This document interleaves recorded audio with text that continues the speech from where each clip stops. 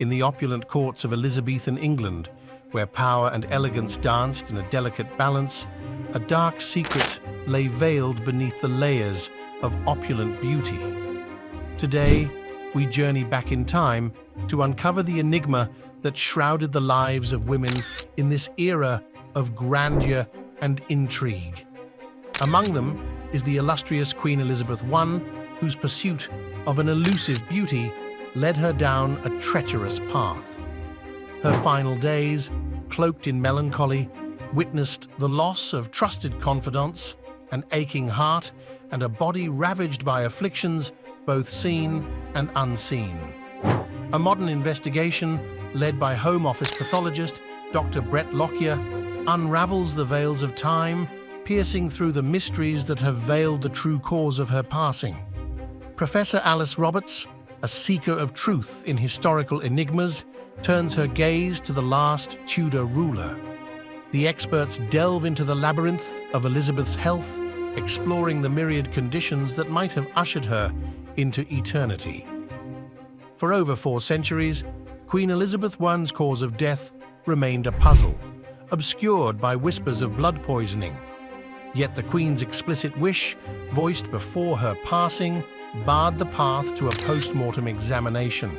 Before we continue with this story, don't forget to subscribe, like, share, and hit that notification bell so you won't miss any of our videos. And without further ado, let's get back to the video. Queen Elizabeth I, as a female ruler, was held to even higher standards than her male contemporaries. The pressures of maintaining her throne, especially while battling threats like Mary, Queen of Scots, were immense. Elizabeth lamented that royalty couldn't afford even a single spot or blemish to show. As a result, she resorted to extreme measures in her quest for beauty.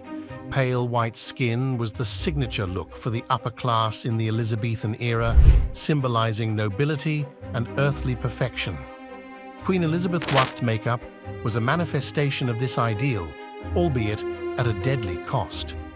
Her signature porcelain skin concealed a perilous secret beneath its alluring facade. Her makeup was a blend of white lead and vinegar, a concoction designed to achieve that coveted pale look. However, the daily application of lead-based cosmetics caused major problems, including hair loss and skin deterioration.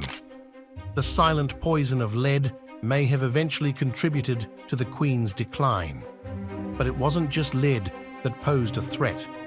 Elizabeth's lip color contained mercury, a toxic mineral that entered her body through her lips, resulting in symptoms such as memory loss, irritability, and depression, which she reportedly experienced toward the end of her life. Elizabeth's favorite cosmetic was Venetian ceruse, a mixture of white lead and vinegar, which she used to powder her face and neck, transforming her skin into a porcelain canvas.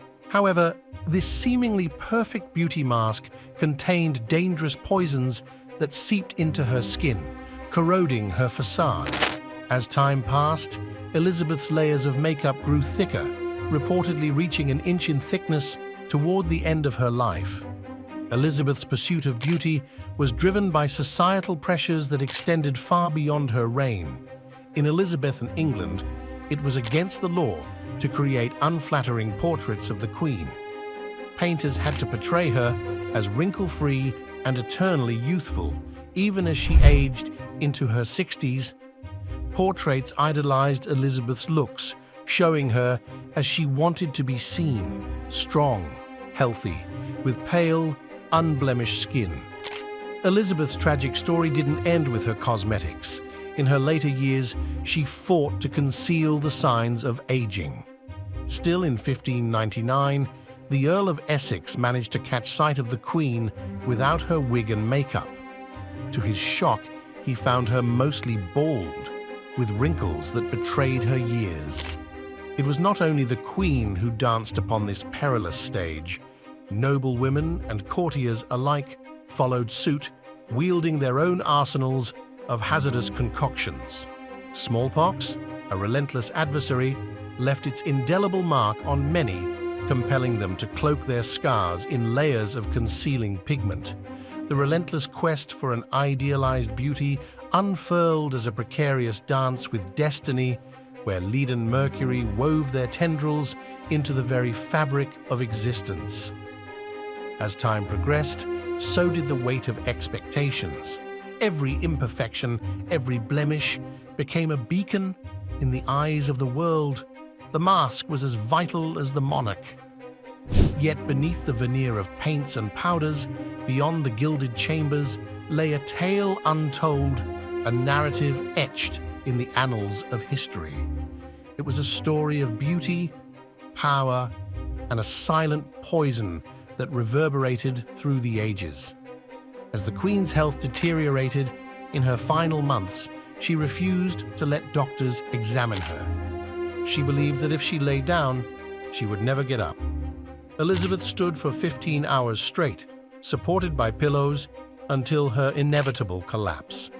On March 24, 1603, Elizabeth passed away.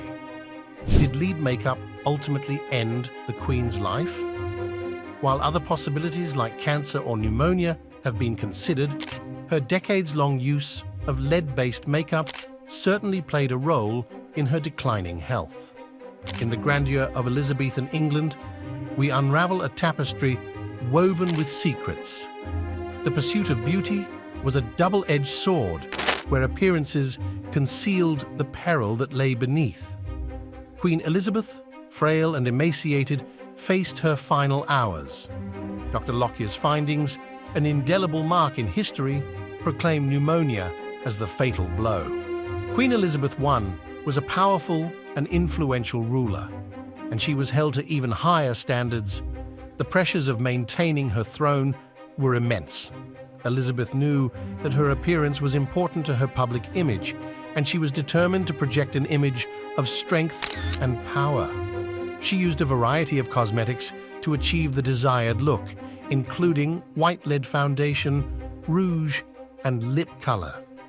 Elizabeth also had her hair dyed and styled, and she wore elaborate wigs. She plucked her eyebrows and hairline to create a high, arched brow.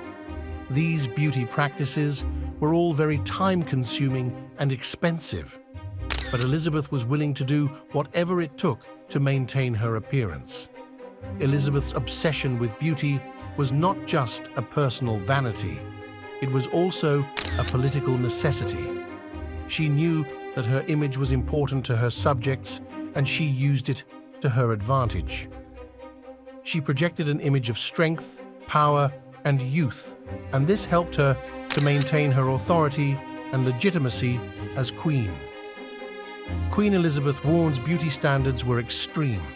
Women of all social classes in the Elizabethan era were expected to conform to these standards. The pressure to be beautiful was immense, and many women resorted to dangerous beauty practices in order to achieve the desired look.